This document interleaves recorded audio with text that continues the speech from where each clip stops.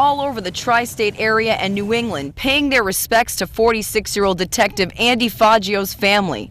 While this scene is too familiar for these men and women, they admit this one is very difficult. It's a tribute to the family, to the caring and the love that they have. Retired Sergeant Joe Shaler watched for 9 years Detective Andy Faggio's family by his side, hoping and praying he'd recover. She witnessed moments of hope when his family was around. He was always really alert, locked on. You know, he could follow the conversation. You know, he looked. You know, when sometimes if you'd say something funny, he'd smile. Shaler was Faggio's supervisor at the time of the horrific crash the 15-year veteran was involved in on January 31st, 2003.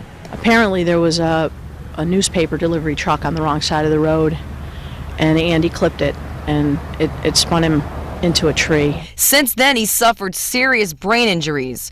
Shaler says his oldest son was only 4 years old at the time, and his youngest just 11 months.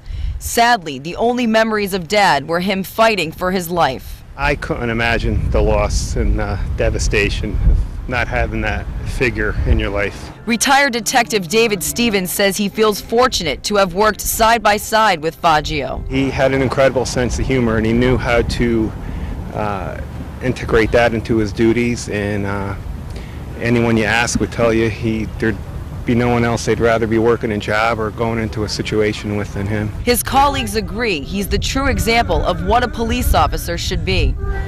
You just wanted to bring him into, when you had an academy class, you just wanted to bring him in and just say, you know what, just watch that guy.